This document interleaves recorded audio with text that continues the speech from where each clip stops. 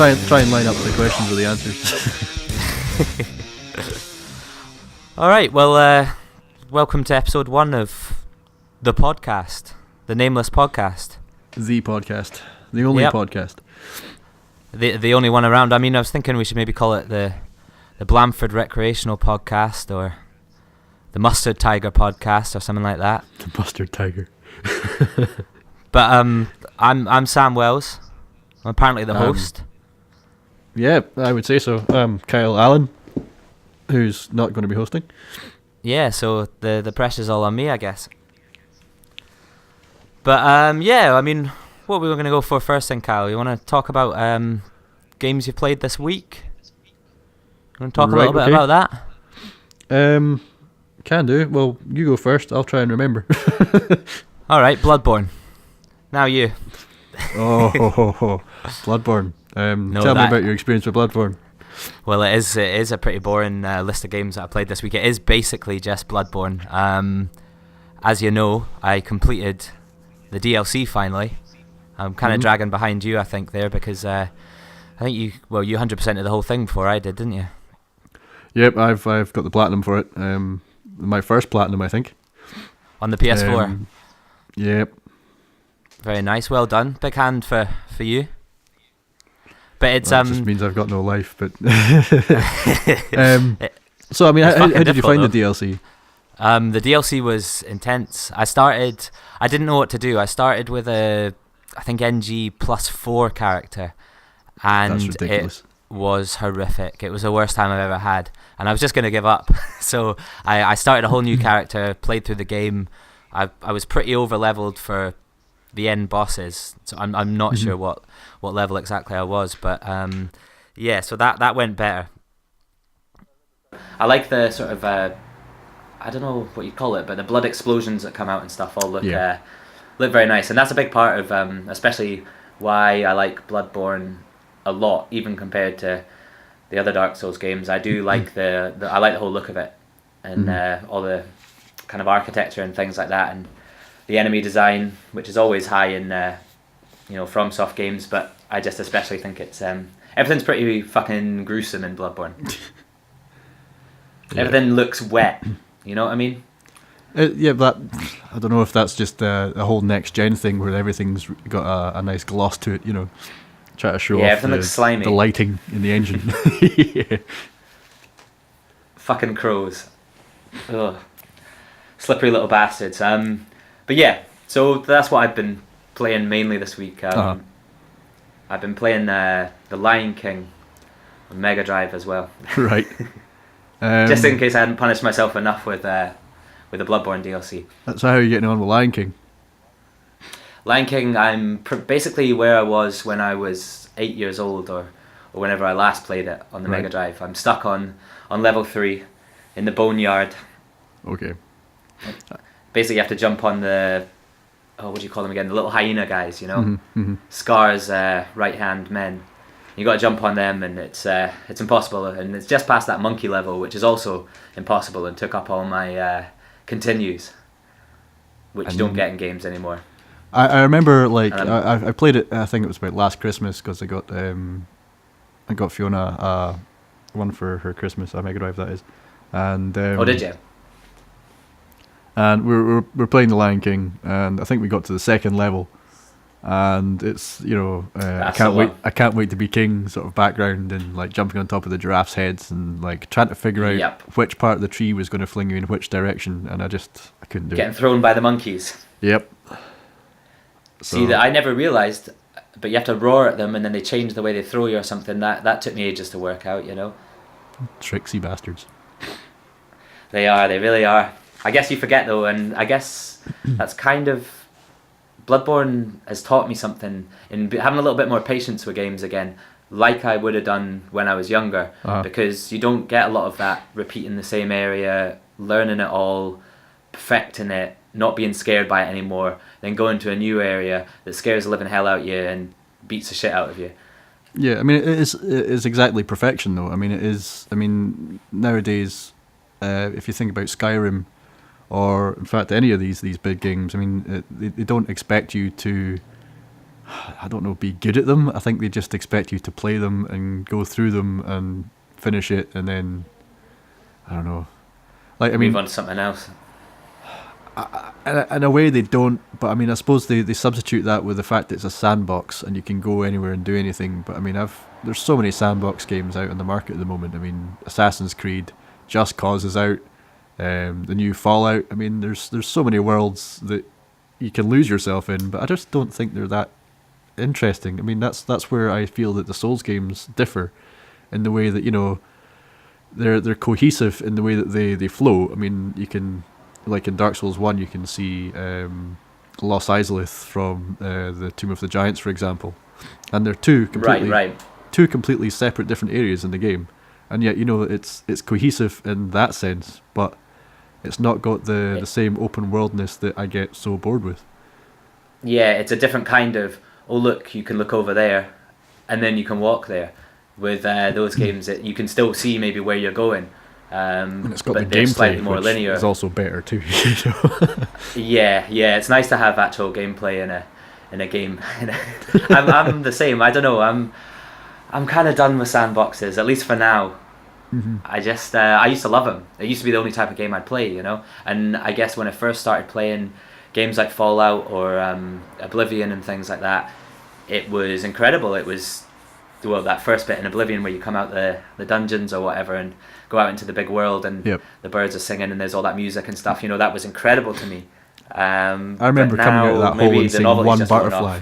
You know, one butterfly flying past, and I was like, wow. Yeah, it blew your mind, you know. Maybe that's it though. Maybe we're just so accustomed to it now that it's not, we need something else, we need something different. Yeah, things have to move on, I suppose, you know. We can't stay stuck in the past forever. And sandboxes are maybe already a thing of the past, I don't know. But yeah, that's pretty much all I played this week. So it's a really boring section. I don't know if you have anything else. Maybe on the PC. Well, I was doing quite a bit of work this week, but I managed to finally finish the new Assassin's Creed Syndicate. Which, I mean, I found it on CD Keys, trademark, but it was like £11, so I thought I'd pick it up, and I gave it a blast. I didn't play the last one, Assassin's Creed Unity, because of all the bugs and things that were attributed to it, and plus I wanted to play it on next gen, and I only got my PlayStation 4 for Christmas. Yeah. So anyway, I jumped straight into Assassin's Creed Syndicate, mostly because of the soundtrack, which was composed by Austin Windry, and I'm a big fan of Journeyman. So the Journeyman. I just wanted to say that because you've already told me that earlier and I didn't know it, but I just wanted to sound knowledgeable, like that guy who knows all about games. You know. Yeah, you're that guy. So yeah, I mean, the soundtrack's amazing, but the gameplay it's nothing new. Assassin's Creed. Yeah, but I even think they've taken a step back. Well, you wouldn't have played Unity, but there was I think it was basically, I hadn't played an Assassin's Creed game since Assassin's Creed 2 on the Xbox, and I didn't play that a lot. I just dipped into it. Uh-huh. But in Unity they had this system which I think is different, where you held a certain button to go up and down and things like that. And I think one of the problems in Assassin's Creed was getting off things, because you'd end up doing something ridiculous and not doing what you wanted to do. But I think they'd maybe fix that slightly in Unity. I don't know if they still have that in Syndicate. They do. Like I say, because I hadn't played any of them, it didn't seem that different to me. But I think that's the reason that I did enjoy Assassin's Creed Unity, is because I was so far out of the loop with the games that it was still relatively fresh and exciting to me, whereas I think other people were maybe suffering from boredom with those sort of games. But I think Syndicate sounds intriguing to me. I like the idea of the setting, and I heard the Jack the Ripper DLC was quite good for it as well, so I might pick it up when I get a chance, cheap on PS4, unless I get my PC. Well, I mean, I don't know. I mean, the series sort of seemed to stagnate when it was in its Assassin's Creed 2 was, in my opinion, the best and probably the pinnacle of the franchise. The latter two games, I mean, I quite liked the one that was set in Rome, but the one that was in Constantinople, I didn't particularly like. I mean, I liked the idea of the setting, and I it was starting to get a wee bit boring. And I can understand why they said they took a step back and they rejuvenated it with Assassin's Creed 3, which was not really well received. I liked the fact that it was not set in a town as such. I mean, there was quite a lot of wilderness that you could go about and climb trees and things, which was nice, I suppose. Okay. Get your Tarzan on. Yeah, get your Tarzan on. And then they took it another stage further with what was the pirate one? Was that Black was Flag. Black Flag, wasn't it? Yeah. Yep. Henry Rollins. Which I've also never played. Yeah, totally. Yeah, I always remember seeing that and thinking, God, maybe you actually get to play as Henry Rollins now and judge hipsters for their taste in music and stuff like that. You know. If only. But it said you were a pirate or something lame like that, weren't you? Yeah, you're a Welsh pirate. I mean, it was good, but I mean, it didn't feel like an Assassin's Creed game. I mean, it seems like it's been tagged with the Assassin's Creed brand. I think it was quite well received, though, wasn't it? Just for trying something a little bit different. Absolutely, and I would say that it was probably my second favourite one. But I mean, it seems like from that they've taken a step back with, I don't know about Unity, but it sounds about the same as Syndicate, in the fact that, I mean, yeah, I don't know. I mean, it had an element of plot grabbing, like if you remember in GTA San Andreas, where you were in a gang and you had to contest territories and fight different gang members in order to take over that section of the city. Vaguely, yeah. That was one. I'm ashamed to say this. I missed out on San Andreas. I was kind of out of gaming at that point. Wow. I played the shit out of 3, but now's my chance. Well, we'll talk about this later, but now's my chance to catch up on San Andreas, I guess. So anyway, there's a base grabbing element to this new Assassin's Creed, where you have to go in and liberate kids from slave labours and fight rival gangs, and and then you sort of you build a bit of an empire, and it was okay to a degree, but then, I mean, I did it before I even started any of the main missions, and it got a wee bit boring. Yeah, it sounds like it's got something else going on, at least, which I think is what the franchise needed. But I mean, it's an annual franchise, so well, they're taking a year out this year, apparently. Expect. Well, that's a good sign. I'd say that's a good sign. And there's rumours that the next one's going to be set in ancient Egypt. Which I did read that somewhere. Yeah. Well, that could be kind of cool, Maybe you'll get to play a mummy or something like that, Assassinating pharaohs sounds like a good pastime, but we'll see. I mean, apparently they're going to plenty with that. Apparently they're going to give it an hour facelift, so we'll see.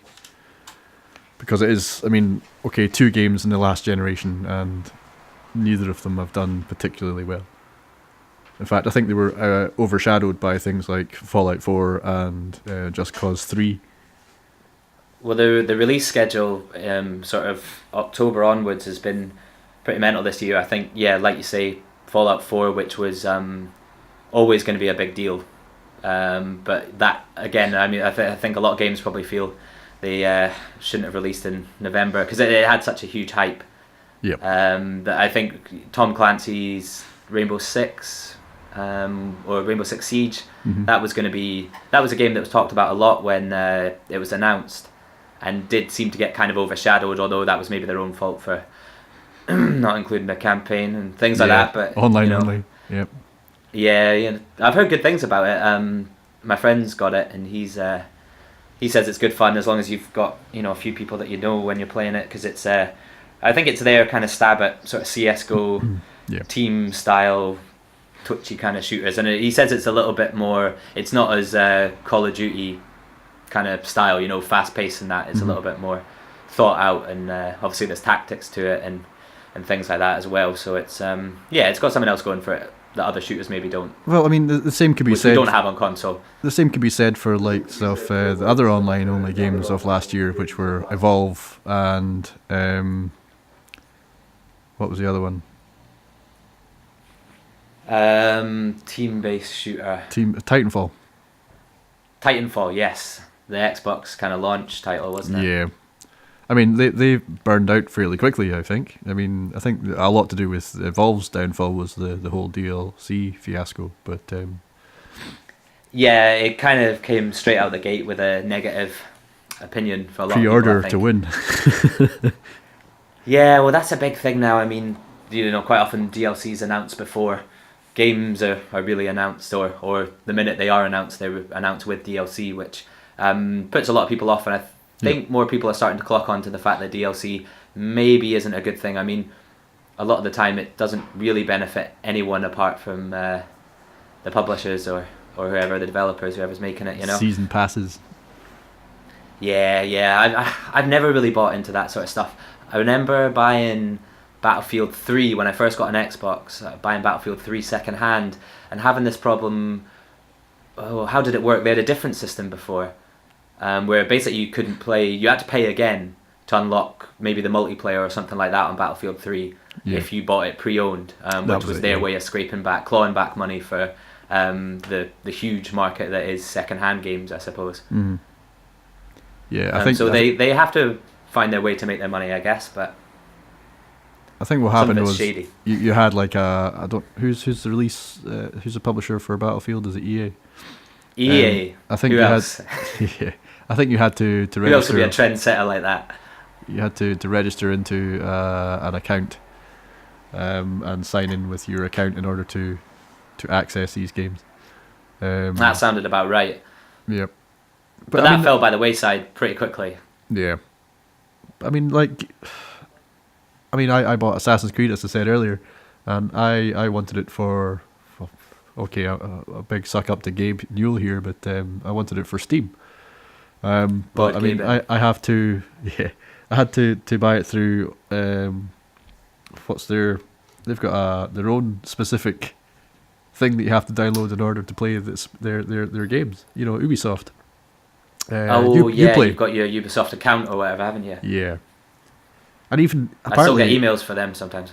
Apparently, if I had even bought it in Steam now, I still have to play it through Uplay as well. Which, Yeah, I had that problem with Far Cry 4. I had to log in and make an account, and I couldn't be fucked. I didn't want to have to do that sort of thing. It was the same with Assassin's Creed as well. And I think with Assassin's Creed Unity, you actually there was no way around it, which was really annoying. I have enough accounts. I don't want a Ubisoft account as well just to play there. Just more spam email, Exactly, and that's what I get now. I get spam email from Ubisoft telling me how I haven't played a Ubisoft game in 36 days. Fuck off. It's none of your fucking business. Exactly. Yeah. Give me the new Assassin's Creed Syndicate for free, and I'll play it. Or I'll wait until next year where it costs me, £17 in CEX or something like that. Sex. Let's face it, it's probably already at £17. The sex shop. The sex shop. I love CEX. Sponsor us. Just remember. So yeah, that's I guess that's. I remember being in a bus when we were going past CEX and sort of connecting to their wireless, and it was called Free Sex. Yeah, I noticed that the other day because I actually bought a phone from CEX on Tuesday. I lost my phone at the weekend, unfortunately. There was no alcohol involved. It was just a sad story, and I never got it back. So I went and bought a new one from CEX, and I got quite a good deal. But they were sort of testing it and showing me how it worked, and I also noticed that unprotected rather sex, fruity, Wi-Fi name they had. But CEX aren't so bad. People hate them. I don't know. They mean that I get £1 more for trading in my games at Game, because Game were so threatened by them that they'll now offer you £1 more. So I have nothing but love for CEX and everything they've done for my town of Perth. Or you could do what I do and not trade in at all and just keep all your games forever, because the trade-in value is absolutely shite. You're right. It is a bit of a rip-off. Although sometimes I find if I have a couple of games, Far Cry 4 and Assassin's Creed Unity, that I'll never play again, I might just trade them in so I can get something that I want. Although I've thought about buying Assassin's Creed Unity again to stream, because I just like, it's mindless, something I can play and that's the problem. Probably not get horrifically stuck on while I'm streaming, Just buy Syndicate. Yeah, well, that's what I'm going to do. I've done Unity now, and I want to play that Jack the Ripper DLC, so we'll do that. But we've talked about Assassin's Creed Unity for like I think about 11 minutes. Ubisoft should be even for a shared game, you know. Yeah. Go on, we were worried we weren't going to be talking for half an hour. I think we're already there. Okay, the other game I was playing this week, if I'm allowed to, since you had Lion King, Yep. which we briefly touched Exactly. on, was Chivalry, Medieval Warfare on the PC. I don't know much about that, so enlighten us. It is an online only. Now we've touched on them as well. Ooh. Yeah. Medieval warfare sim. You go about like Is it a first person? Yeah, first person battle sim, I suppose. Where you go about and you've got a sword, and sometimes you get a shield, but if you're hardcore, you don't have a shield. And basically, your left click swings to the left, and your right click swings to the right. In fact, I'm with you so far. That's a lie. It's your right click is to block. Sorry. Fucking hell, Kyle. If you hold Alt, then you swing to the opposite way. If you scroll down on the mouse, you do a downwards swipe, and if you scroll forwards on the mouse, you stab. It's very tactical based. Okay. I was going to say it sounded easy when you first started talking about it there, and then now we've got rolls of the mouse wheel and all that sort of stuff. It's insane. It's very technical. It does sound. Hitboxes are ridiculous. You need to control that mouse. Imagine like in Halo, if all you had to do was run up and like hit folks with your weapon all the time to kill them, which is basically what you do in Halo anyway. LB. run, hit shoot, that kill, LB teabag. bumper.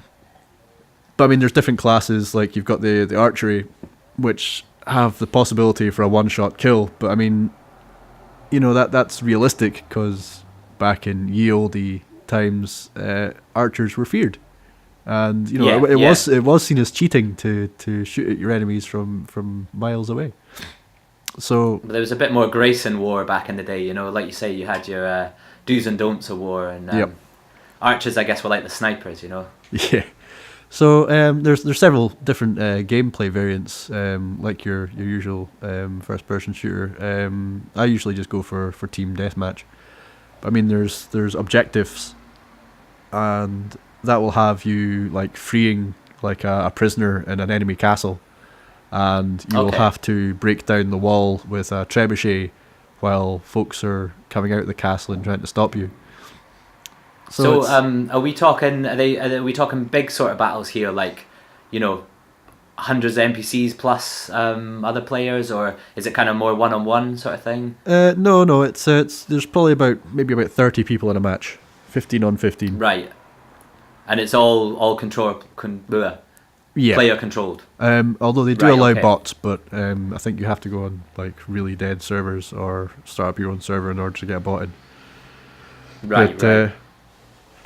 Unfortunately, it does suffer from the same thing as Team Fortress 2, which is auto-balancing is absolutely atrocious. I mean, there is one clear team who are going to win from the start, and nobody gets balanced onto the shit team. Which why is that? Is that just ranks are not balanced very well? Or? I think it's the algorithm which dictates who gets switched teams, and it's usually picks on the folks who are rubbish. I know I've been playing a fair few Team Fortress 2 maps where I've been switched to the shit team, and we've lost anyway. It's just so you can carry them, flogging a dead horse, I think. But yeah. So Chivalry, it's good. I mean, you can usually pick it up in a Steam sale for like £3 or something, but it's really tech. Good fun. I think I might pick that up. That sounds pretty good as well. Make sure you're especially I'm into the whole knights thing. I'll need to get a better mouse though, maybe with more buttons, so I can do more stabs. Okay, well, I guess we both talked about things that we've played this week. Mine wasn't very interesting. You had a little bit more going on there. Mine is probably going to be the same thing for however many episodes we do this. I'm doing a PvP character on Bloodborne now. I'm trying to build him up on stream, so I'm going to have to complete the game again. And I think there's no meta level for Bloodborne really, but I think around about level 120, 130 is kind of accepted as where you want to be. They've taken not sure that where on it was from in Dark Souls. Yeah, they've taken it on from Dark Souls because that was the expected level for that. But apparently, Yeah. there's no set level in Bloodborne. It's a lot more user friendly. It's just in I don't know if it was Dark Souls or even Demon Souls where it was the level where leveling up your character didn't seem to reap much benefits. So yeah, but then you can watch people play through the game without leveling at all and stuff. So I guess it's totally possible to do it without leveling. It's just going to make it a hell of a lot easier for you to level up your character anyway. So I like to be over leveled for these things. I don't like too much of a challenge. I've done that the first time I played it, Now I'm just trying to speed through everything. If anyone wants to help me at all PvP all these bosses, I'm totally game for that because I'm not fucking about. I'm on ROM at the moment, and ROM is giving me enough hard times as I need, really. ROM the retarded spider. If you watch that video from what's his name again? VatiVidya. VatiVidya, that's the one. Yeah. Apparently the Japanese translation for Rom the vacuous spider is Rom the retarded spider. Way. Which puts a whole new slant on those moronic moves he does where he lays on his back and splashes up and down, Yep. Anyway, I guess there's probably some news to be talked about. It's been pretty slow, to be honest, since Christmas. There's nothing huge has happened. We've not had any Konami's not reared their ugly head to do something fucking mental for a while, so it's all been a bit quiet, but we've got the excitement of VR on the horizon, which I know, Kyle, you are incredibly excited for. I know. Being blind in one eye, it's a big thing for you. Us folks with birth defects have got it pretty tough when it comes to VR. Yeah, it's not fair. It's not fair to be excluded from paying £500 for the thing. I mean, the big news story this week has been they've announced the pre-orders and they've announced the cost of how much it's actually going to cost, because there was a lot of speculation, in my opinion, maybe some unreasonable ideas of how much it was going to cost, in that people thought it was going to be cheap as chips, which, let's face it, was never going to happen, because it's a tech piece of kit. There's you need good resolution for this sort of thing, so it's obviously going to be an expensive piece of kit to build, five times I'd imagine. the processing power of what it would normally cost, apparently. 5 times. Okay. So Wow. I've got a GTX 970, and the 980 is the one up, which is the go-to one for 4K gaming, and it's 500 quid. Yeah. So well, I think your one's the one that they've said is the minimum sort of that you want to have yeah. for running it. On basic graphics. Yeah, I'd imagine so. Apparently you want. I've just read into it a little bit, but I think you need 90 frames per second, something like that, to right. As a minimum, I'd imagine, to run it as well. Because I think if it drops below that, you're going to start feeling a bit dodgy, maybe. Well, like I say, I'm not too clued up on how that's going to work, but yeah, you're going to need good frames per second. You're going to need Intel i5 4590, I think, is the other spec that you're going to need. And what is it, 2 USB 3 ports, I believe. I've got 8, but which is, I just built my computer last year. So most people are probably going to be okay for that. But I think you're looking at an expensive PC build to run this sort of thing. I don't know, maybe you have a better idea, but roughly how much you'd be paying for something like that? Are we in the sort of 700, 800 quid bracket? Well, more than that. The graphics card I got was, if that's for the very basic requirements, if it'll be playable on mine, then it'll cost you about £250 for the graphics card alone. I did do some research on this, and you're about right. I was looking, $260 on Amazon seemed to be the cheapest it was going for at the moment. And at the moment, if you buy, I think it's the MSI, you get a free copy of the new Tomb Raider game as well. So if that's an incentive, I don't know if you can play it with. That could be because that's coming out this month, is it? PC? I think so, yeah. Yeah, because Xbox already had it a month or so ago. Another game that was maybe slightly overshadowed by everything else that came out at that time. They're a big Xbox exclusive. Yep. They regret to mention. I'm not ragging on Xbox. Exclusive, yeah. Oh, we are. Yeah. Although they do like their timed exclusives. So so that plus what chipset did you say? The i7 or i5? Intel i5 4590 is what my note that I wrote there says. I don't know. I mean, I've got a i7 4790. Okay, that so you're cost me about you're going to be what 250 or something. So again, from my research, that's probably about right. I was looking at about 155 for the i5 or whatever. So that's what that sounds like it'll be right. 500 at the moment we're sitting at. Yeah, and that's before you've even bought the Oculus. Exactly, which is £500. That comes with the Xbox controller, I think, which is I saw somebody else talking about this, but that's kind of a strange inclusion if you ask me, because most people who are serious about gaming are the type of people that are going to be buying the Oculus Rift, and most people who are playing games on PC are going to have access to a controller already, whether it's an Xbox One controller, I'm not sure, but it's maybe not something that people are completely, asking for, and that's obviously going to drive up the price of the unit. Yeah. It comes with a few other things. I think you get 2 free games, which the names escape me at the moment, and some other stuff as well, which I'm not sure, receivers or something like that, I think. Right. Don't know. But that's the whole package. Really not interested, as I say. I can't use it. I could run it by the sound of things, but it's just not going to be my forte anyway. It's gonna go like the 3D TV in my opinion. Nobody wants to sit down and play computer games with something attached to their face, and I don't. That's the thing. I've heard that. I mean, you can't even play games for a prolonged period of time because it does affect with your head. I think headaches. It's definitely gonna have to maybe move on a little bit further, and the price of the technology is gonna have to come down before it's going to become anywhere commercial. If it even does take off, like you say, it could be the next 3D TV. Well, I mean, I don't see why. Okay, I mean, visually, people are always interested in like the latest graphics and things like that, and we do sort of see things, and if it looks good, then we're drawn to it. But I don't see why there isn't more. Okay, as a soundy, as you are as well, Sam, why they aren't putting more time into that sort of thing. Yeah, totally. Yeah. Because I mean, okay, we're still. I mean, you got 5.1, maybe 7.1. I mean, I've got 2 speakers, but I mean, I there's things like ambisonics, which is like a big bubble of sound, and that can use any amount of speakers, and it's more accurate than 5.1. And that Codemasters has been coding that into their games since I think it was Dirt. So you can have. I mean, it's ridiculous why.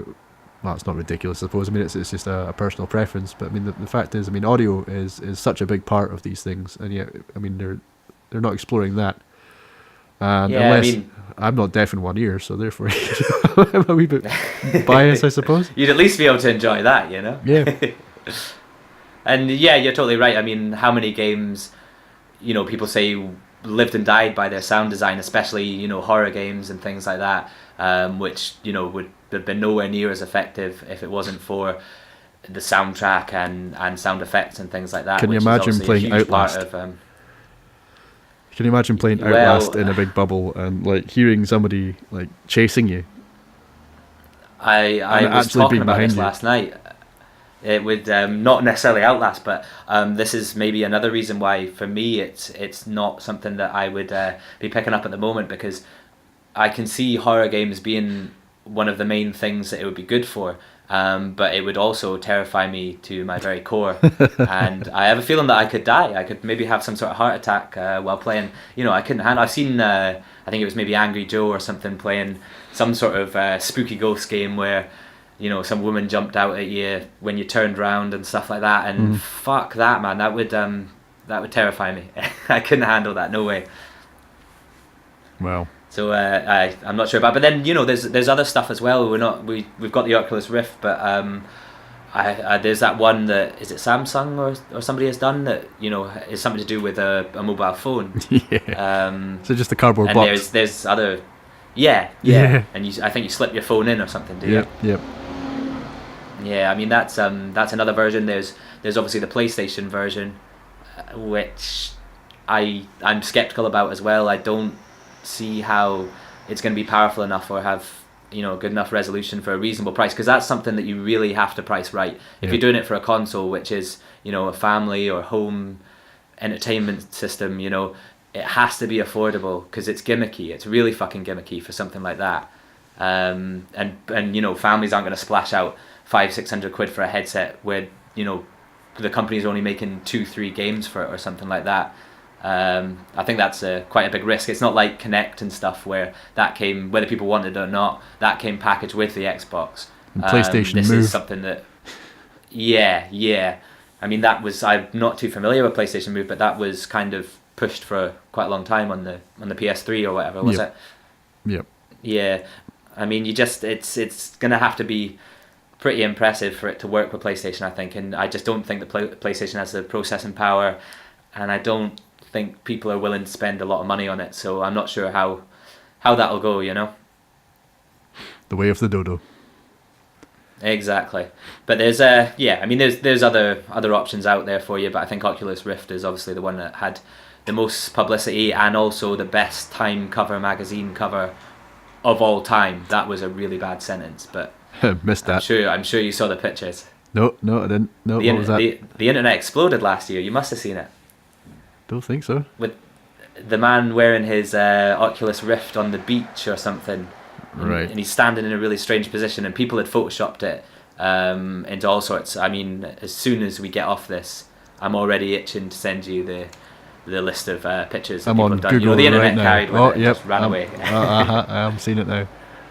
You're Wow. looking. Yeah, there's some good shit. That's the guy who actually created Oculus Rift, I think, who's posing in these pictures, and they're trying to promote this as a serious a serious piece of kit, Some and you got classics. this guy with no fucking shoes on, running around on a beach, looking like a fucking hippie Mongo, They've photoshopped him in the album Nevermind for by Nirvana, chasing that. Yeah. There's some proper good ones, I love it when the internet gets hold of a picture. Run with it. Well, him and assisting. The internet has really produced some good pictures. Him being Hadoukened. Yep, good. That's probably enough about VR, isn't it? Like you say, you're not going to fucking use it anyway. I'm a skint bastard, so I'm not going to buy 600 it. 600 quid, yeah. Yeah. Who gives a fuck? GTA 5 though, there's something that we can all relate to. I've not seen many articles about this, but I just it's just a quick thing. I saw a news piece somewhere, and the character who plays Franklin in GTA 5 tweeted himself in some sort of mocap suit, and I think people think that maybe means that there's going to be some story DLC for GTA 5, because I think most of the other GTAs had expansions and things like that. Obviously they were all story related, but I think people are a little bit surprised that there wasn't really any story DLC. GTA came out 2013, September or something like that. It was the summer. Wow, it was the summer, I think, as far as I remember. Yeah, it's I think it was September 2013. So there's been nothing, and I think GTA Online, they've obviously been working on that and updating it slowly, in my opinion. I mean the hype died down by the time the heist came out and things like that. Yeah.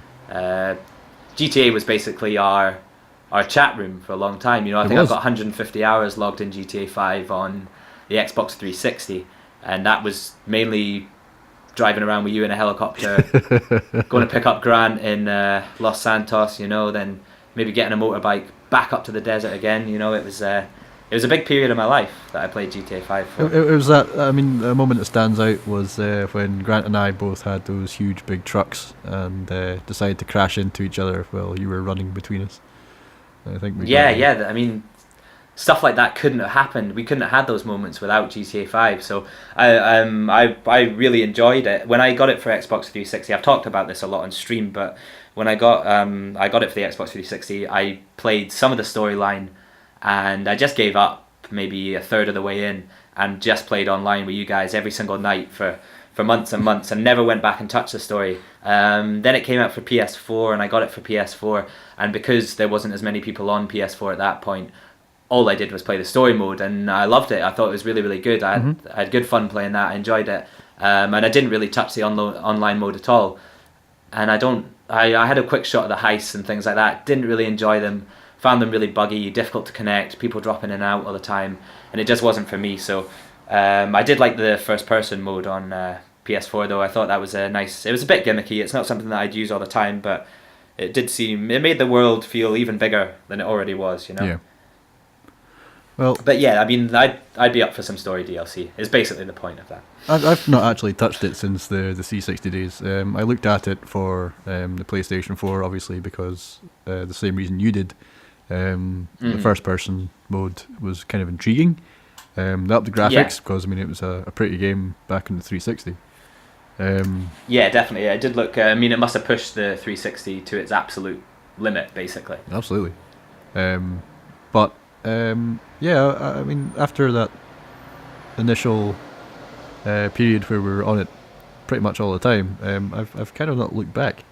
It's probably probably the fatigue we were talking about earlier with the whole open world thing. I mean, it was good fun, but I've not gone back into it. Also looking at it for PC as well with the whole mods and the ability to change things about, but obviously community gamer, not many of... That's the thing, you've got the choice of playing on PC as well. I mean, there would be no point really buying the PS4 version unless a lot of people were playing it, because you've got the best of both worlds on the PC. You've got the mods, and I'm sure they have the first person view as well, do they? Yeah, I'd imagine so. Yeah. But, or if not, you could just mod it. My argument would be that I'd get it for the PlayStation 4 because nobody else has a PC, so I'd rather play it with mates. Yeah, it was a big social game, but for a lot of people, I think. I mean, we started up a clan, but I mean, I don't think anyone's been on it for a long time. No, I lost my phone with the app on it and just kind of lost track of the clan. But GTA is a kind of game that even casual gamers probably picked up. It was probably a big deal for casual gamers as well, and would at some point get the guys that only play FIFA once a year, or the new Call of Duty with their mates. It probably got those guys playing again, so it was a big social game, I'd say. I can understand why. In my experience, it was mostly 13-year-old kids that were playing it. in tanks driving down the road. Always the calling one you a shooting fucking screw end, Mr. Skeleton. Yeah, well, I just thought that was interesting. It's I'd be up for a little bit more story. I don't know. It'd be situational for me. I mean, I'd wait to see what it was like, obviously, but I mean, I don't know if I'm ready to go back to GTA. I'd maybe go to a new one. I'm still getting my fingers crossed for a Red Dead 2. I know that was rumoured before Christmas, so I'd be interested. That would be the next logical step. I think a lot of people would be asking for that, Well, maybe the guy who played Franklin is doing some mocap for that. That'd be kind of cool, they could... maybe that's going to be the DLC. Maybe. Just Red Dead 2, And Nightmares. GTA, you can just unlock it. It was already on the disc, You just got to pay a little bit of money and you can unlock that whole extra game that was on there, And then you just pay a little bit more and you can unlock, Red Dead Undead 2. Wow, meta.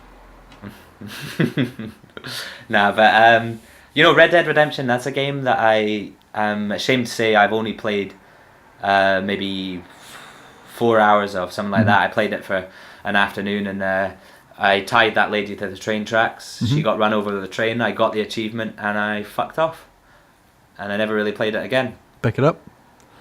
I probably should have. Although maybe if you wait and if the rumours are true and we're getting a Red Dead 2, then they'll probably do a HD remake. That seems to be the way they go these days, doesn't it? I just would prefer to play it on a next gen thing. I'm not against HD remakes, to be honest. I think if you miss that game, then you have the opportunity to play it on another one, and you want to spend that 25 quid or whatever, because they're not usually full price. Then go for it. It doesn't really bother me. Like Last of Us. I know you had a PS3, and I didn't. So I think, did you already play Last of Us on your PS3? Yeah, I've got it. Yeah. That's one of the games that people were buying that console for when it was a lot cheaper. You could pick one up for 150 quid, and people would do that for The Last of Us, because I think it was a game that people had talked about so much. But that was a game that I got the chance to play as a HD remake, and it was 60 frames per second and all this sort of stuff. And I'm fine with that because I missed it the first time, so that's the ideal way for me to play it, you know. Well, I mean, I can So understand. I'm not against that. I mean, I'm not against it for the simple reason that, you know, I'd have to dig out my PlayStation 4 and try and find an my PlayStation 3 and find an HDMI to plug it in, and you know, I'm lazy. So I mean, getting it for the console that I've got. Oh, I know in that. I know that. Too. is you know, it suits me better. Which is a good segue into the whole PlayStation Now. Ah, yes, yeah. Well, I mean, it's not really a news piece, but it is something that I do find myself discussing quite a lot with people, and you know, people have different opinions on it. I think it just hasn't really taken off that much, and I think most people are at the opinion where, you know, if you want to, I don't want to pay £8 for one of those games. I could buy it for £3 and play it on my PS2. You know what I mean? Especially games like GTA and stuff like that. You can literally pick them up. Every single charity shop in town has 4 versions of San Andreas and stuff like that. You know, you could buy it for £1.50. I don't really agree with the streaming side of it. Although, you know, I kind of like the fact that they are releasing PlayStation 2 games on the PS4 now. Although I still think it's a bit shit when you compare it to what Microsoft are doing. There's a sentence you don't hear so often, although maybe more now, but I do think Microsoft have got it right with the backwards compatibility side of things, you know. In fact, I'm quite jealous of Xbox owners for that. Yeah, I mean, for the only reason that I mentioned earlier was that I'm lazy and I don't want to plug in my 360. But I mean, if there's backwards compatibility, but I mean, it's only select games at the moment, isn't it? That's true, yeah. But I think they're listening to what people want to play, and you know, the games that are the ones that people want to play. I have a good feeling that they will probably add the popular titles, you know. I mean, the 360 had that as well. I mean, it was backwards compatible with original Xbox games. So, but I mean, it was, only specific ones though. I think that's why a lot of them are more expensive. You know, you try and buy Battlefront 2 for PS2, you could probably get it for, you know, a $5 or something like that. If you try and buy it for Xbox, I think you're looking at, you know, a lot more money anyway, maybe £30 or something like that. And that's probably because, you know, so many people have them and they're sought after. I bought a couple of I bought Knights of the Old Republic and I bought Silent Hill 4 The Room for Xbox because I know that I can, you know, my Xbox is there, it's plugged in, I can just play that on my current-ish console, you know. Your cunt console. My console, yes. You noticed that, aye. But yeah, I mean, I don't know. I'm kind of all for the whole lazy aspect, but no, I totally agree. I don't want to pay £8 for a game that I can pick up somewhere else for a lot cheaper. That's it. And do you know how much the subscription is? Because I know there's either you can do it on a game by game basis, or it's like there's £7 or something, a fixed £7 a month? subscription. Right, okay. I mean, even that, you know, that's on top of your PlayStation Plus or whatever. You know, that's a fair whack of money that you're paying every month to play these games. And you know, there's some good games on there. They're not all on there yet. I mean, one of the things that interested me was playing Shadow of the Colossus, but I feel like that's the type of game where I wouldn't want to rent it for 7 days and play it solid. It'd be a kind of game that I'd play over a couple of months or something like that. Which is why I bought it on PS2 recently. I've got it on PS2 as well. Shadow of the Colossus. It's not a cheap game. Well, I got it in Game in Inverness, I think, and I think it was marked as second hand, but it was still sealed, and I got it for £10. And you got yourself a fucking bargain. Still sealed to this day. I'm not opening it. I'll get it on. Seriously? Yep, still sealed. It's the one with the cardboard case as well. So with all the 3 art cards and everything like that. Jesus, I am going to rob your house. Definitely. I've got that and the other game that Team Ico released, Ico. So I'm looking forward to The Last Guardian, I have to say. Big fan of those. I mean, it's on my list of games that I'm going to be watching in 2016. That's if it even comes out in 2016, you know, but we've had long enough. Quite interesting. Yeah, I don't totally know the history of it. I know there was that has kind of been teased and then never appeared a good few times, you know. You probably know more than I do about. Yeah, it was supposed to come out at the beginning of the PlayStation 3 era. Was it going to be a launch title or? I don't know if it was a launch title, but it was certainly towards the beginning of it. Kind of like what happened with Final Fantasy Versus 13, and I suppose now they're releasing that this year as well, which is quite interesting. I'm out the loop on that as well. Well, again, Final Fantasy 13 was supposed to have a few games associated with it, and the PlayStation 3 exclusive was going to be Final Fantasy Versus 13. And it had been rumoured for such a long time, and everyone was like, well, it's never going to happen. But they kept releasing videos here and there. And then they announced last That's not the year, MMO one or whatever, is it? No. Then they announced last year that Versus 13 was now going to be Final Fantasy 15. And it's going to be coming out this year. Is that the one that they've had all the trailers with them driving around in a car or whatever? Yeah, that's the one. Okay, right, yeah, I know where you are. I've never been a huge Final Fantasy fan. I've actually just bought Final Fantasy 7 on, well, like we're semi discussing at the moment. I've bought that for PS4. Boo. Their sort of version of it. Should have bought it for the PlayStation again, because I can't be bothered. Yeah, no platinum versions or nothing. But again, it's an expensive game. I will pick it up at some point because it's one of those games that, as a PS1 collector, it's definitely a game that you should have in your collection. But I will probably prefer to play it on the PS4, but without the memory cards and all this bollocks. But the issue I have with that is I heard recently that they've changed some of the audio tracks for like the Battle with Sephiroth. At the end, they've changed it and it's a lot worse. They've implemented easy mode, where you can skip random battles and you can constantly have your overdrive charged. Oh right, okay. I didn't know that. Yeah, that's why. Random encounters, you gotta have random encounters, right? That's what makes it Final Fantasy. Yeah. I forgot all about random encounters until I started playing Undertale, you know. But that's a beast. We'll probably address that in a wee bit, but it's when you're nervous to walk into that next square because you're gonna end up having to battle someone, or you're gonna have to talk your way out or something. But learn what the fuck you're supposed to be doing. But yep. Yeah, I'm sure we'll get to Undertale in a minute there. We're about an hour in, Kyle, at least. Fucking tanning this. Yeah, we've been talking for a long time. I mean, I've still got more notes here, you know. I'm trying to freestyle most of this, but I figured it would be worth, so we don't completely descend into chaos, having some sort of structure written down, you know. Mm-hmm. Since I'm the host and that, I'm keeping this runaway train on track, you know. Like Des Lynam. I mean, there's well, I've always considered Des Lynam my spirit animal, you know. So you're right there.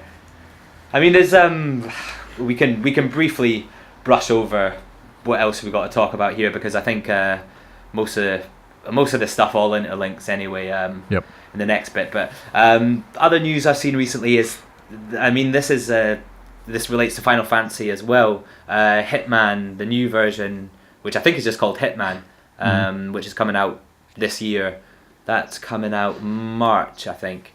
Is going to be episodic. Right.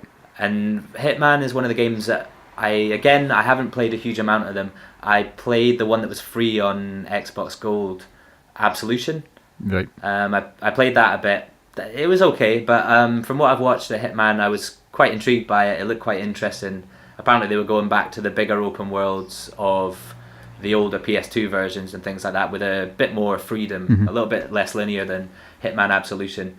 But they've broken it all down, and it's now going to be, like I say, episodic. I did write down the prices, because obviously I guess they're trying out new pricing structures and all this stuff, but you're going to pay $11.99 for the prologue episode. Right. You're then going to pay $7.99 per chapter. That's a weird price scheme, but okay. Yeah, I'm not sure about that. Like, I mean, the season pass, obviously there's always a season pass. You can pay $44.99 for the entire thing, and that will get you it all. There's also going to be a disc release at the end of the year, I think, or at least it's planned. But it's a strange pricing structure, you know. My experience with these episodic games is wait until they're all out and then get them in a sale. I mean, they usually offer the first one for free after a while. Yeah. They did that certainly with The Wolf Among Us. And recently, I think I picked up the Life is Strange one for dirt cheap. Yeah, you bought that on Steam sale or something, didn't you? Yeah, I did. Yeah, but I mean, I got the first one for next to nothing, and then the rest of them were slightly more expensive. But I mean, it seems like the Hitman's gone the completely opposite direction, and charging £11 for the first one, and everything else is cheap. I mean, are we talking? Is that $7.99? Is that going to be basically $7.99 a level? Is that what they're saying? And how many levels are there going to be, or are we going to get a couple of levels in each chapter? I guess we're going to have to wait and see. Yeah. For more information on what it's going to be like, but that has slightly put me off a game that I was kind of looking forward to. That I hadn't really. I don't play a lot of stealth games. Going back to what we were talking about earlier on, I thought about buying Dishonored, the definitive edition, because that's again a game that I had on 360 but never completed. But I don't play a lot of stealth games. But yeah, Hitman just interested me and caught my attention slightly. But then obviously they're doing this with Final Fantasy VII as well, which Jesus Christ, the nerds are going fucking mental. I wasn't too happy with that one. Although we'll see how it goes. You're one of these guys. Yeah. It's going to be a strange way of doing it. Although I mean, this is what we're going to see a lot of. The scope of Final Fantasy, I can understand why they might want to break it down a bit, especially if they're trying to kind of make money while they're doing it, and kind of fund the project. I mean, I don't know. I don't think Square is or Square Enix is short of a bob or two, since they've taken on other franchises such as Deus Ex and things these past. Well, don't forget, this is the company that moaned they only sold 10 million copies of Tomb Raider. Oh, what a shame! Wow. Yeah. But no, you're right. They're probably financially sound. They're probably doing okay. I mean, the fans have been asking this since the PlayStation 3 tech demo, and we all got really excited for it. Yeah. So they've had since. Well, at least that's 10, 13 years now that original tech demo was out. I know they had no intention of making it back then, and it's only recently they've gone, oh right, maybe we could actually make some money with this. Yeah, they've actually got the power now maybe to do it, But I mean, all the fans, I don't know, all the fans really wanted was just a reskin, like the original with HD graphics. Just do that, but they're changing story aspects. They've changed the battle system, and I don't know. I'm kind of that's hesitant. where it's getting a bit dangerous, isn't it? Yep. I'm hesitant. They're fucking with already established things that people remember, that are ingrained into their childhood or whatever, and it's it can only go badly for them because this is gaming, That's what happens. People get pissed off about anything. You can't do anything right, Poor Square Enix and their 10 million copies of Tomb Raider. I mean, it's the same issue that Resident Evil has. They made Resident Evil 4, and then they just went more down that route, and that's not what people want. Well, I mean, Resident Evil 4 was great, but I mean, 5 was alright, and then 6 was atrocious. But I mean, they're trying to make it... Let's face it, 5 was fun. Yeah, but I mean, they're trying to make it mainstream so that they can get a bigger market share.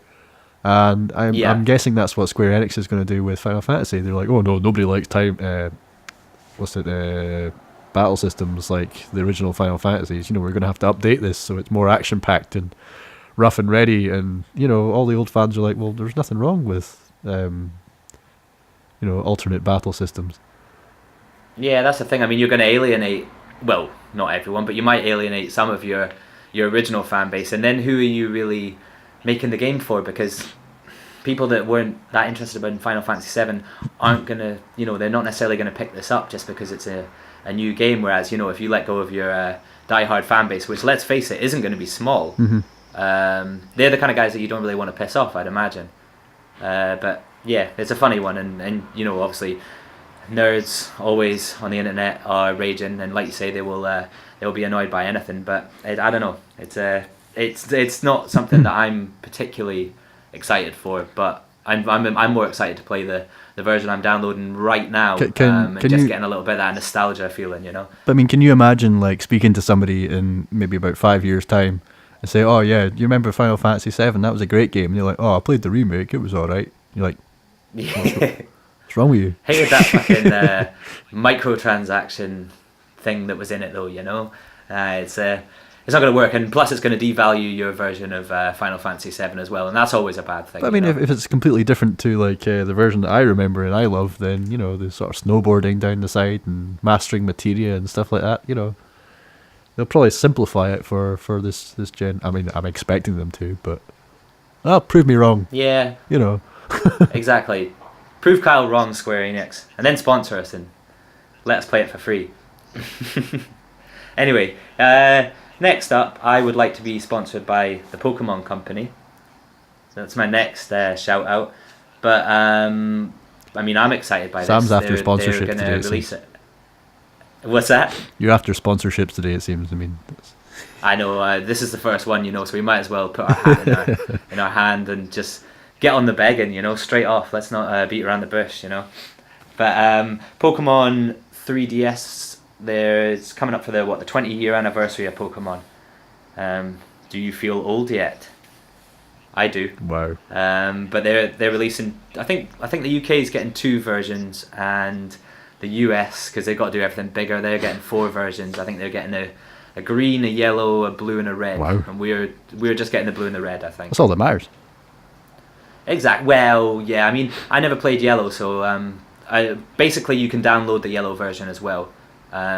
These 3DS consoles, they're coming with the download already pre-downloaded for whichever color you buy. But there is a yellow version that you can download off the store if you want to have that big fat spritey Pikachu walking behind you.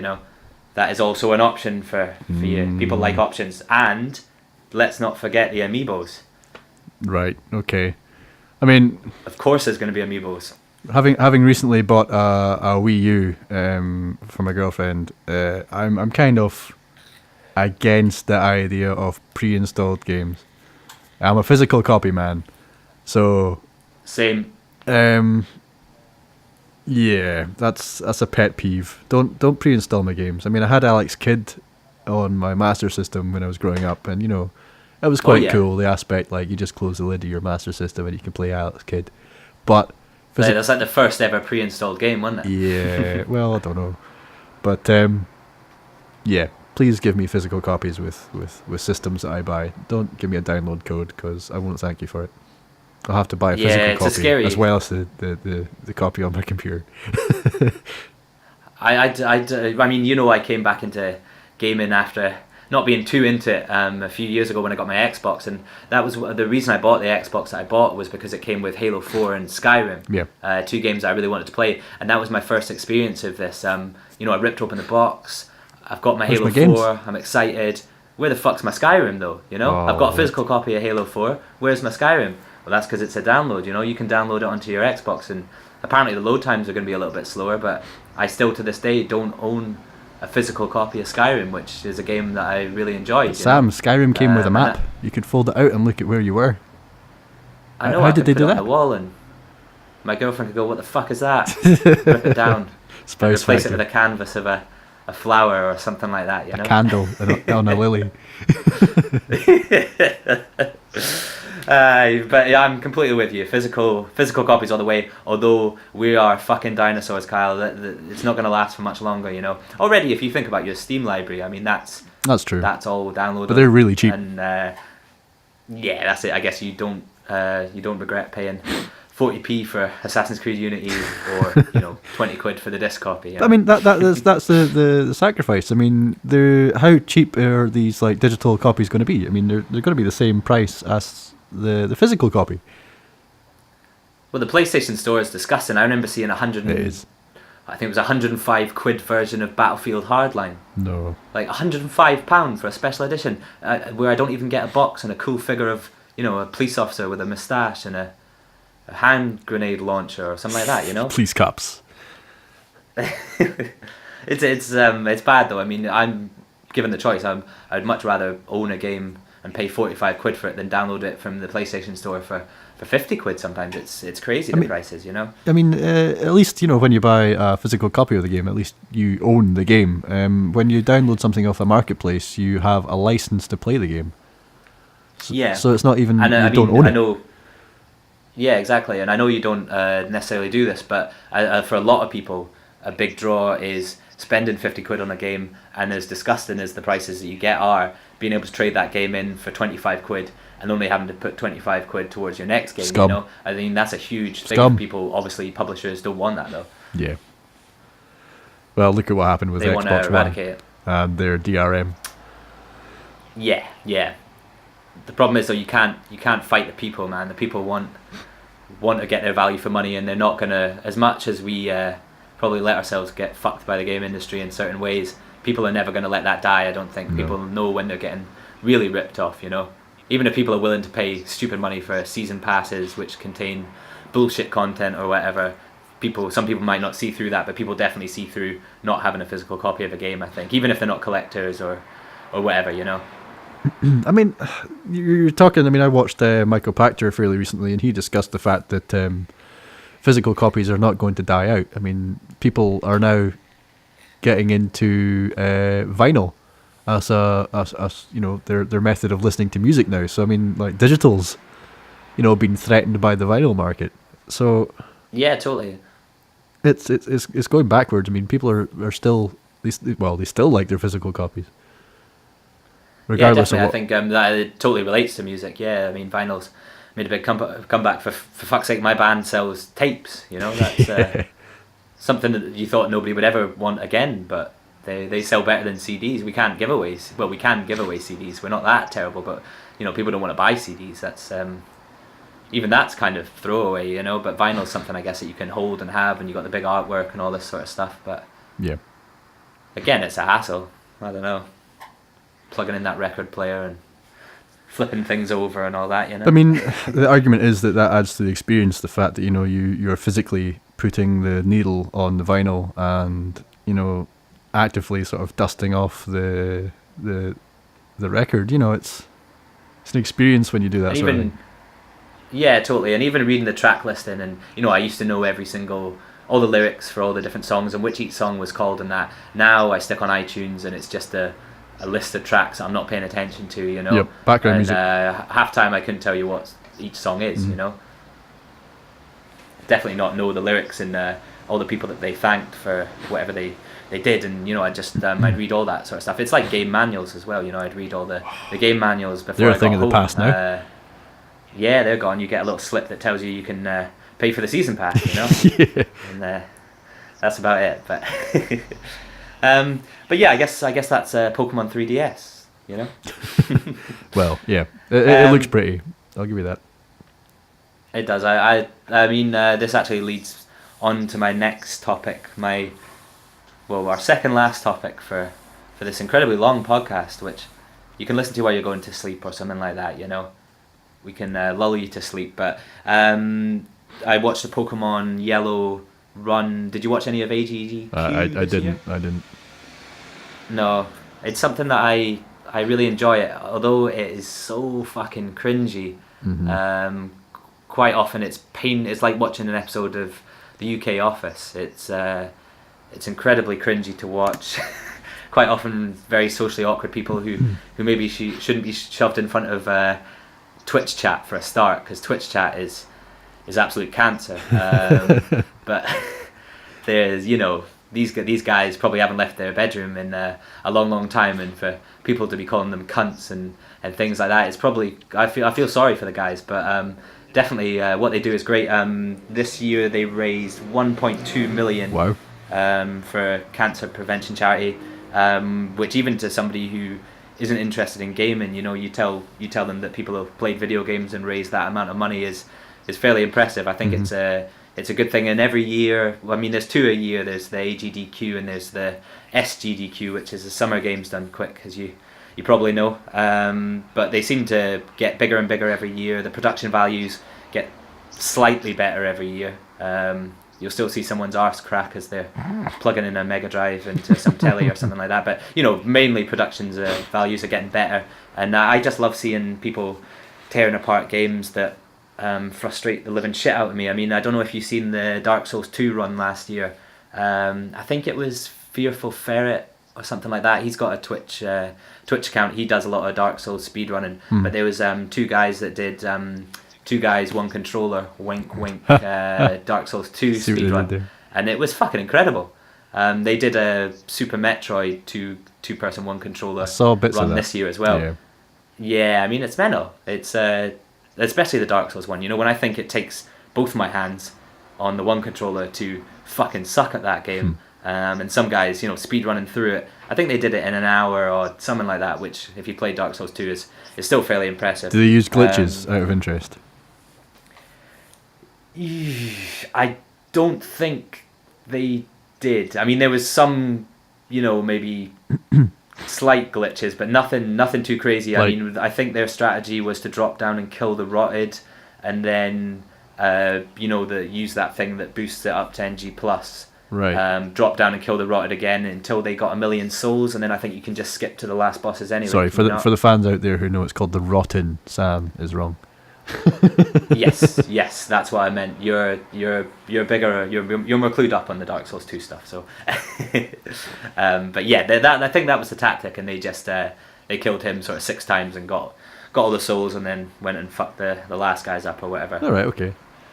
Because I mean, I watched it's worth watching though. I watched a guy doing a run through where he ran up to the Gate of Winter or something that you go up to present the Lord Souls. And he jumped up and glitched through and just walked around it essentially, and just went straight to see stuff like that. Lake. Yeah, it's a bit cheaty, Yeah. But and then there was one for Dark Souls 1 where if you jump off the side, quit out the game, and load it up again, you can get into the furnace or the kiln of the first flame. Is that the last area? Yeah. So okay, right. You can finish it in about 30 minutes apparently. Yeah, I mean, it's a difficult one because the Bloodborne run, they did Bloodborne this year, but it was an old patch. It was a guy called Fat B or something like that was doing it, and it was an old patch. And have you seen this run before? It takes, I think people who do it in maybe 25 minutes is roughly how long it takes. Right. But you jump over, where there's that big executioner with the axe in Central Yarnum at the beginning. Yes. You can jump Uh-huh. over. You can jump over into Yosefka's clinic area. Have you seen that? Yep, I have. Yeah, well, they do that, and then there's another that skips maybe four bosses, I think. Uh-huh. And then there's another skip where you can jump over the wall in the Forbidden Forest and get to Shadow of Yharnam. But basically, it's like that Dark Souls thing. You quit out when you get over the wall. You come back in, and the Shadow of Yharnam's AI doesn't kick in. So basically, you just line them up and slice them, Fuck's sake. and you can get past them. They don't attack you or anything like that. So that gets then you you get to to Rom the Mong. basically straight off. Yeah, Rom the Mong. I'm sure that's going to become an affectionate name for him, especially when I'm trying to beat him tonight. I don't know if you've watched my stream recently, but I've been doing okay, and now I'm fucking absolutely stuck on Rom again. He gives me so much shit every time that I play that game. Can I give you a hint? Something that I've only recently started using in Bloodborne. And that's the Beast Blood pellets with the Beast Blood rune. Yeah, that could be a good idea actually. What does that do? That boosts your... It fills a bar. Essentially, you get stronger hits, but you take more damage. But since Rom is docile, as soon as you come through the fog wall and drop down, I've got her down to maybe 2/3 of her health is gone within her first teleport. Just by popping a Beast Blood pellet and then attack a few of the spiders and build that bar up and then just go fucking rage on him. Yep. That's the technique, right? Well, thank you very much. I will be streaming tonight anyway, so I'll try that out and we'll see what we can do. Steaming and streaming. Yeah, that's gonna be the one. Well, but that was ADDQ this year. There was a couple of other good runs. Obviously the Super Metroid one. I enjoyed the Bloodborne one because it's my interests. And then there was some Mexican guy did the Lion King as well, which was again topical. Inspired, fun obviously. to watch someone rip that apart. Yeah, definitely. Made me think I'm gonna try that. No, it didn't. 'Cause, fuck that. But I watched someone do Echo the Dolphin last year as well. Hate that game. And it's hard. I actually bought that for the Mega Drive as well, and he blitzed through that no problem, including doing a few sort of. The thing with games like that is the glitches. They're not patched out like Bloodborne, which is what I meant to say. It's kind of, I don't consider that a Bloodborne run because it doesn't take that amount of time unless you're running an old version and things like that, which to me isn't really a speed run. Yeah. I don't know. I guess that could be argued, but yeah, I mean that was AGDQ, and I think that's about it. There's not much else that's really happened recently with Christmas and stuff, and all the games have been released. It's a quiet time for news, and like I say, Konami are hiding. They've gone underground. Kojima, he's been picked up by Sony, has he not? Did you read about that? No, I just saw him drinking out of a fuck Konami teacup or something recently, or Konami's I did tears. see that that, yeah. Yeah. I think he's either working on a game for Sony or I don't know whether he's exclusively working for them, but that's definitely a smart move from Sony, I'd say. To be fair, he would never have any trouble picking up any work after. That's it. I mean, you do. It's been well discussed on all sorts of things, but what the fuck are Konami thinking? I mean, that's got to be one of their biggest. He's got to be in charge of their biggest franchise. It just seems crazy. What have they got now? Like, nothing. Well, I think they're going to keep doing Pro Evolution Soccer. Woohoo! And they're going to do Pachinko mobile machines. games, and I think, these Silent Hill fucking machines or whatever.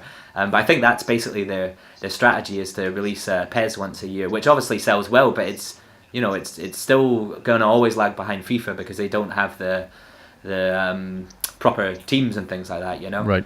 I'm not a big player of these football games, but from what I know, I believe that it's more arcadey than FIFA. Is that right? I think so. Again, I don't really know. My mates play a bit of FIFA, and I've tried to play FIFA. It doesn't go well. I was an expert at World Cup '98 on the PS1.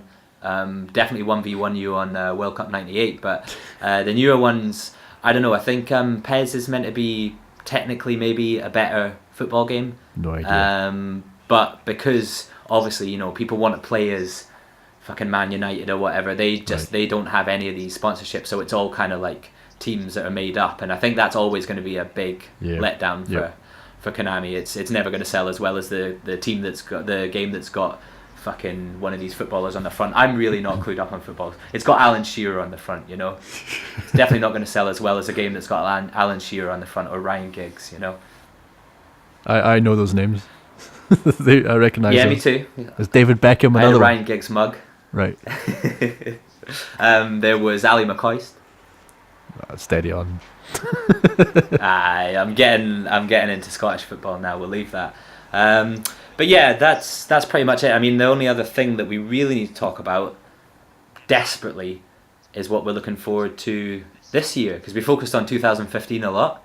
It's maybe time to look forward to the future, and think about what's coming out next year. Is there anything that's sort of grabbing you at the moment? Well, the future hasn't been written yet, if we're to believe Back to the Future. That's true. Well, what have we got? Remind me, we've got The Division. That's coming out next month, isn't it? That is also the first game on my list down here. Going. It doesn't mean that I'm excited for it though. I'm skeptical of The Division. I'm skeptical of everything. Yes. Well, maybe that's a problem. I did see the trailers. It did stand out as something that looked quite interesting. Yeah. I saw I think it was a gameplay trailer from I don't know if it was E3 or PAX or something last year, where they were waiting on a pickup right at the end, and they had to defend I suppose it's like King of the Hill sort of thing. They had to defend their loot, and then two players turned against, or one player or two players turned against the rest of their team and killed them all and went off with the loot all by themselves, which I thought was quite an interesting. I mean, I don't know. Is it is it an MMO or is it like a Dark Souls style? I don't quite understand. It's going to be an MMO. So I mean, I think Destiny proved there's obviously a marketplace for an MMO and an endless loot grind. But I think I don't know. I'm just worried about how it's going to go. Obviously, everyone was worried about how Destiny was going to turn out, and I think in a lot of ways people were disappointed, and I just worry that that's maybe going to be the same for the Division. Plus, it never sets games up well when they've been so hyped up for a long time. I mean, the Division was announced pretty much when the PS4 came out. Am I making that up? Or it has been a long time. It was one of the out there. The ones that was announced on the night that PlayStation was announced, or PlayStation 4 conference. And I just think that I mean, this brings me to another game that is on this list. and I kind of feel the same way as I do about The Division. No Man's Sky, maybe even more Right. with No Man's Sky. Okay. I mean, that game has been talked about so much to death. Yep. We still don't really know a lot about it, I'm- and I almost feel like the hype's dead for it. I never, obviously, we don't know much about it. It's not out yet, but I hate No Man's Sky. I absolutely despise that game. The fact that there's billions of planets. This is a procedurally generated galaxy, Yeah, great. and what do you do? But there's all these planets that you can go and explore. Yeah, but what then?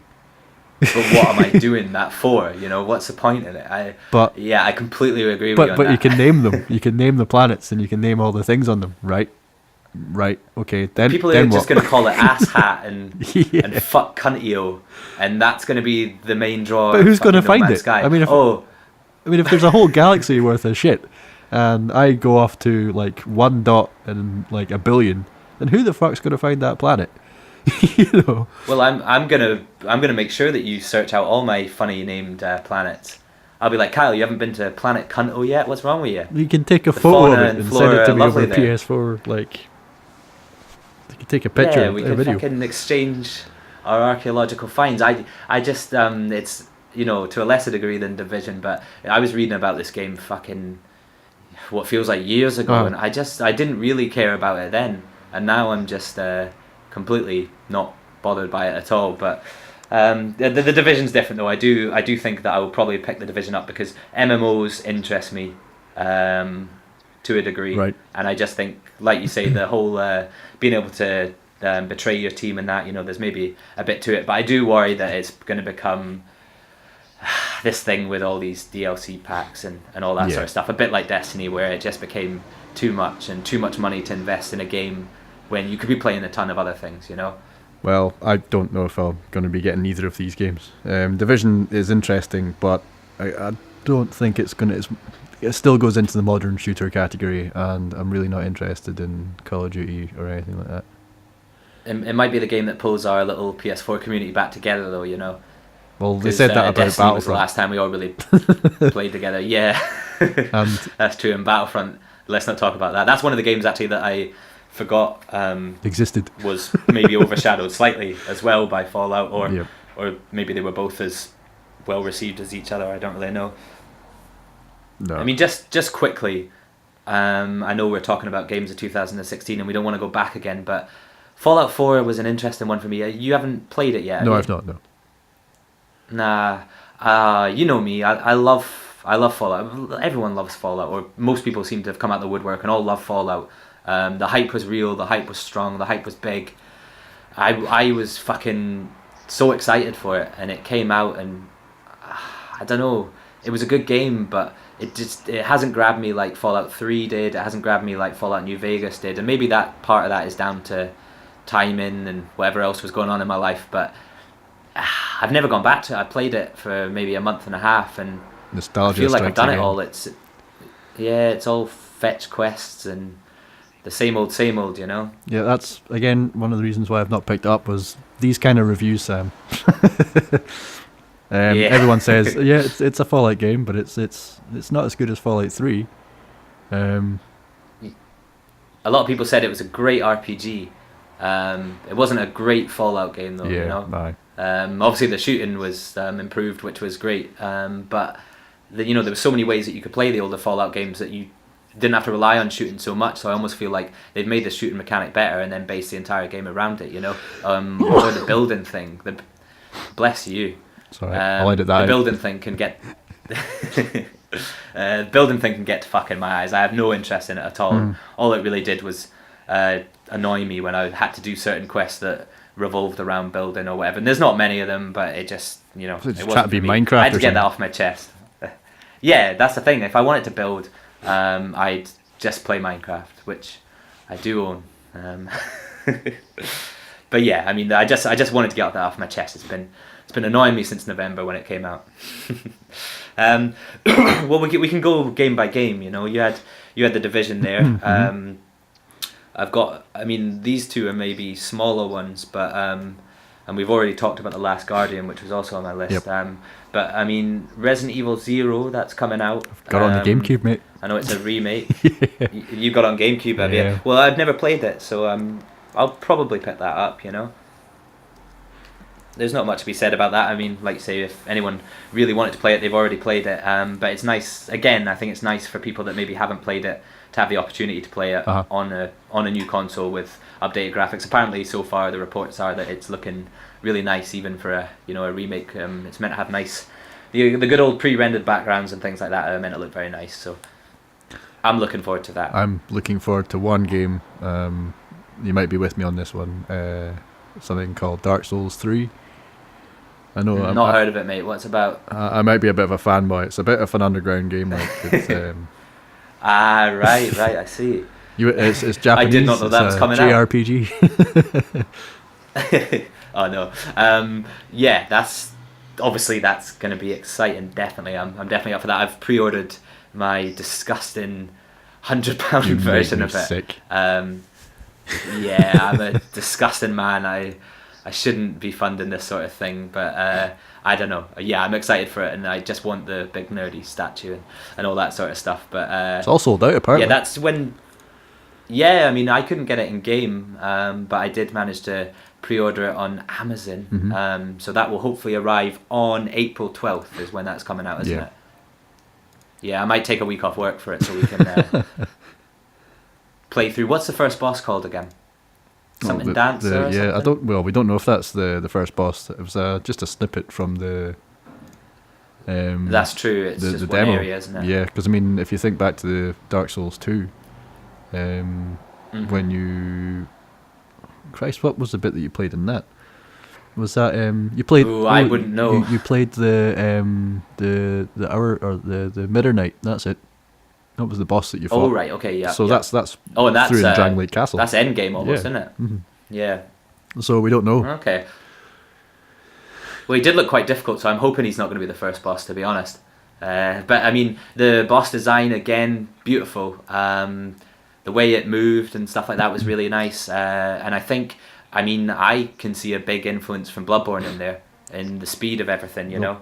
Probably be using the same engine. I know it's Miyazaki that's back behind the helm, so I know there was some folks Yeah, who unlike weren't. Dark Souls 2. Yeah, there's some folks that weren't happy with Dark Souls 2, and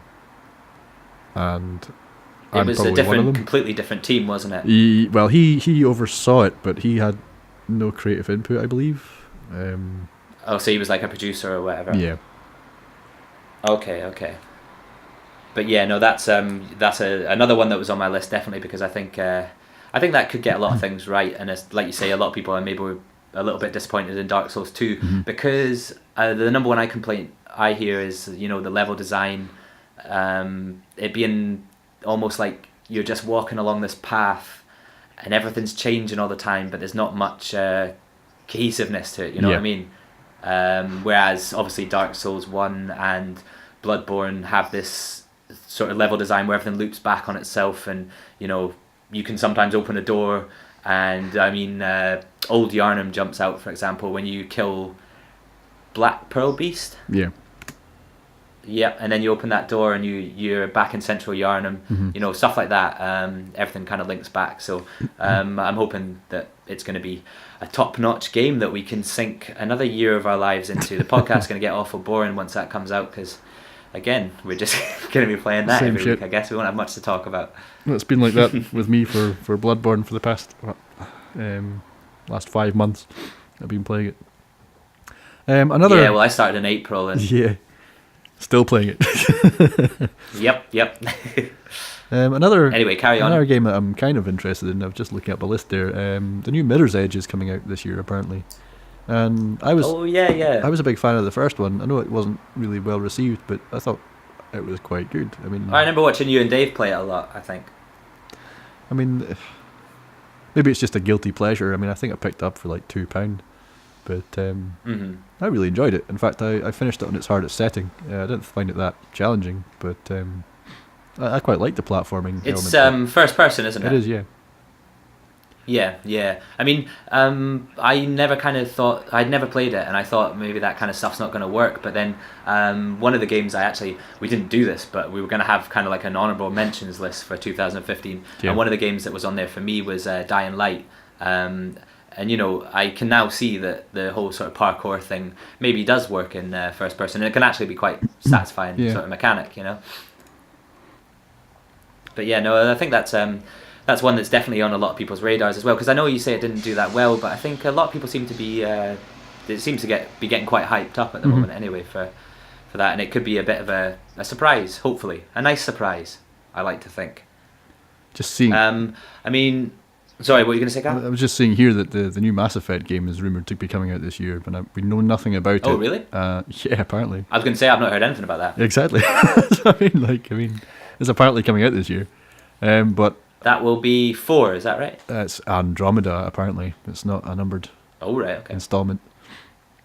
But I've still not played the third one because of what everyone was slating it, saying it was a good game, but the ending let it down, which apparently they changed. So, I don't know. Yeah, I mean, I don't know a lot. I missed a couple of years. Sorry, I missed a couple of years of gaming, and when I came back in, that was always something I read about. Apart from Doritos and Mountain Dew, the other big thing I missed was the Mass Effect 3 shenanigans. Where apparently they changed the ending.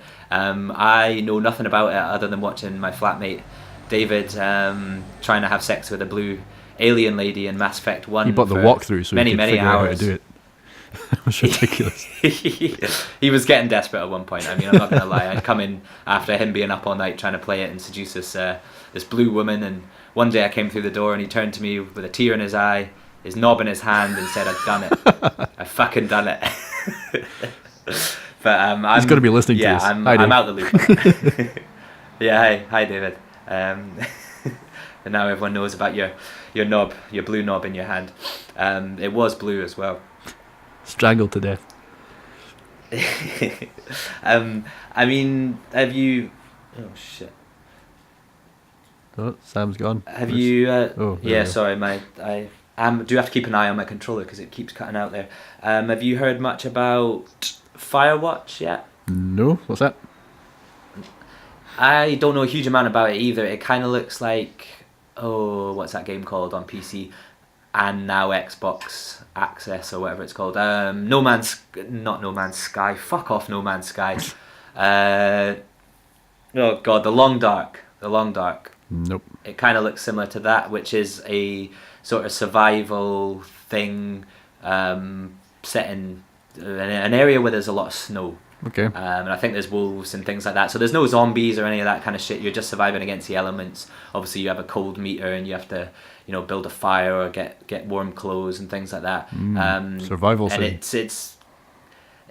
but this has an actual story, and I think you're something happens and you're kind of communicating with somebody over a radio, and some sort of story unfolds. So I really don't know a lot about it, but art style wise, it looks kind of interesting, and I do have a sort of soft spot for these kind of survival things. I'm was a big DayZ watcher and things like that, and Don't Starve. For me, Don't Starve.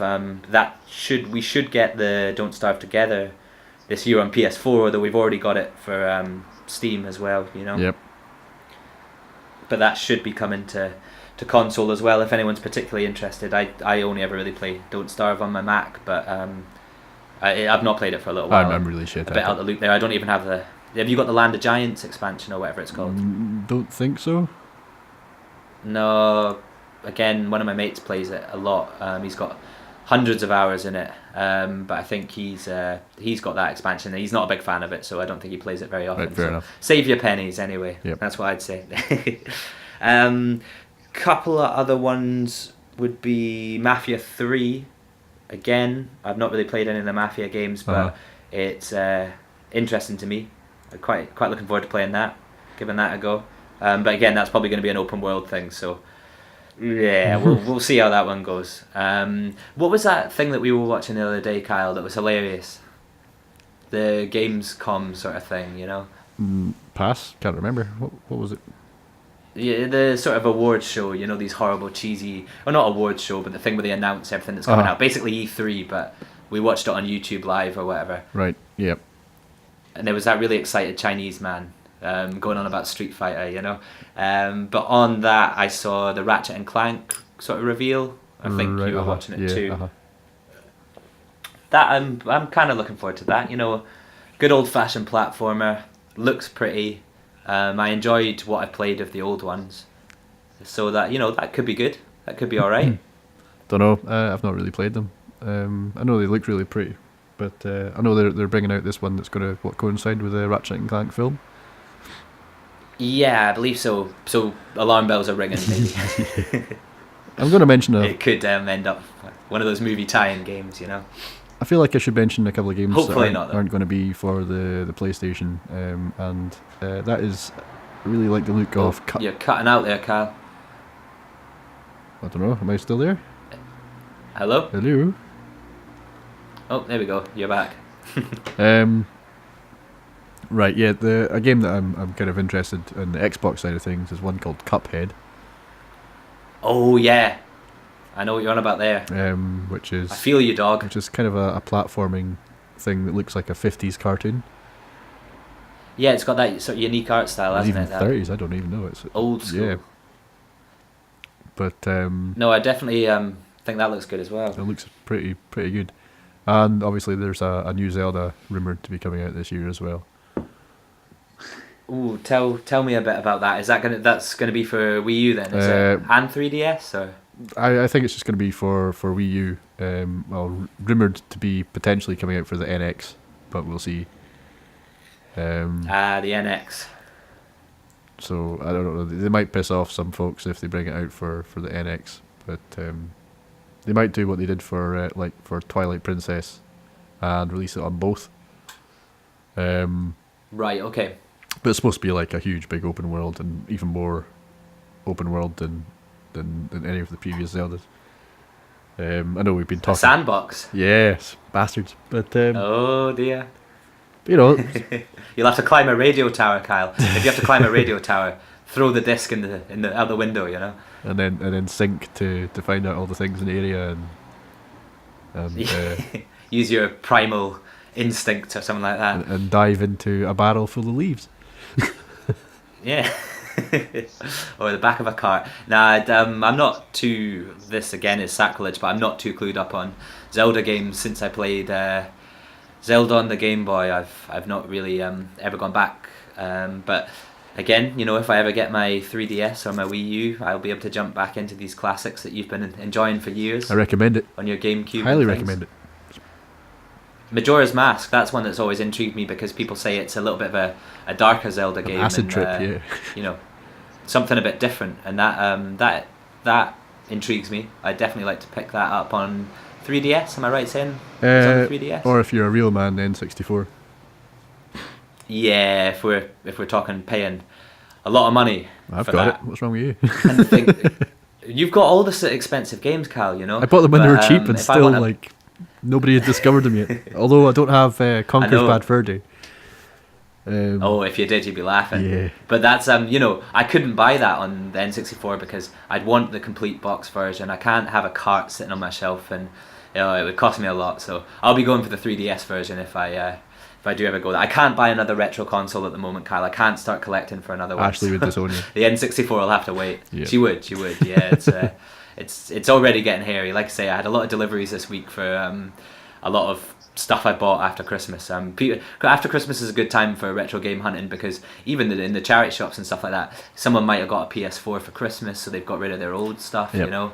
And it's always a good time to hunt after Christmas. So I've bought a lot of stuff. I've got a lot of. Well, I bought a new Mega Drive, as I was telling you earlier. So I've got something new to collect for, but the N64 is going to have to wait. Although it is on my radar, that's. Now, we're missing something here, Kyle.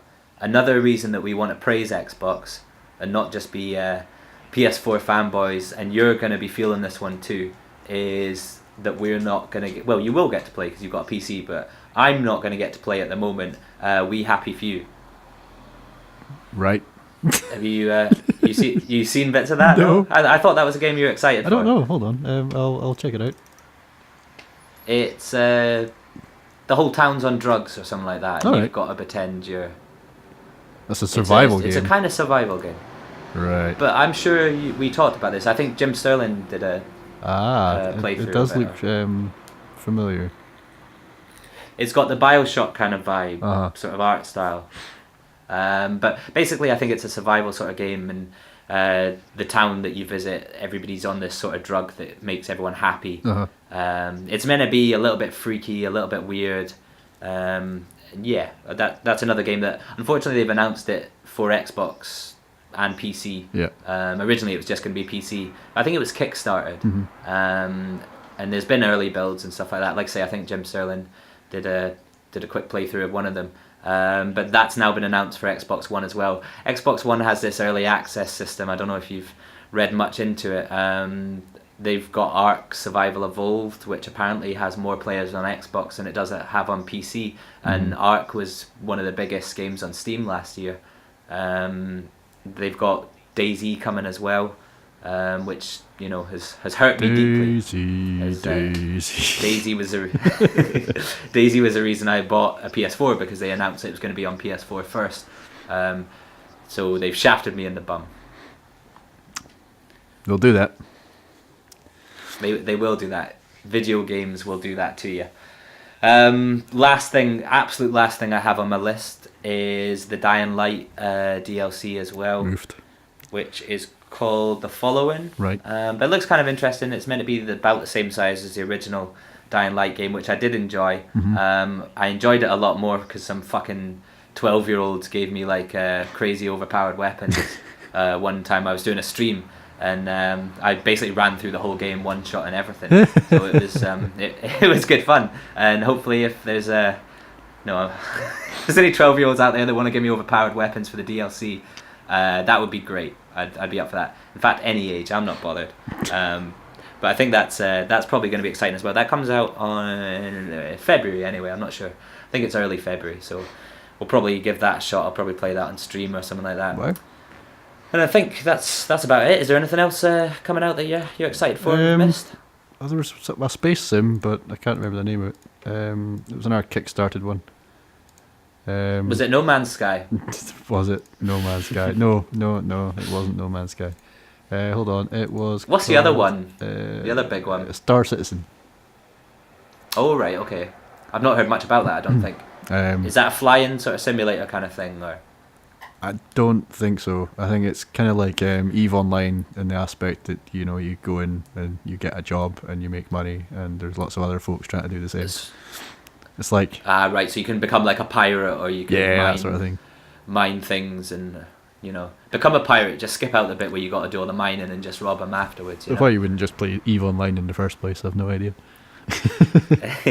But I don't know a lot about EVE Online, but that's just the game that's got its own another day. Sort of currency and yeah we can discuss MMOs and all that sort of stuff another day, because that's gonna probably take us over. We're already at nearly 2 hours. That's more of a rant than anything else. Yep, we're at 1 hour 47.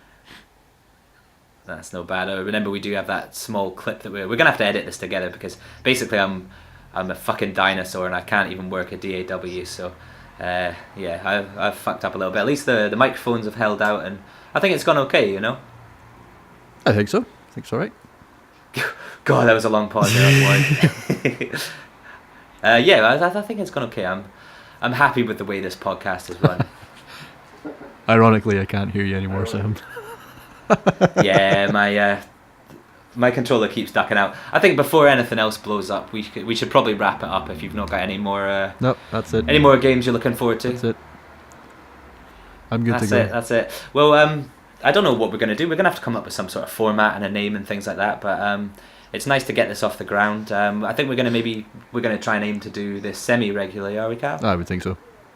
It's fairly simple. Yeah, I mean, fairly straightforward. I'd say once a week is going to be maybe a little difficult, but we could push for once every 2 weeks, once a month, something like that, you know. Excellent. Well, thanks a lot for listening. We will be back at some mysterious point. You can follow us on Twitter. What's your Twitter, Kyle? It's my name. It's Kyle Allen, at Kyle Allen. Kyle Allen. You can at Kyle Allen. You can at me at Mafafi Plays. yeah, that's about it. We'll see you guys soon. Bye.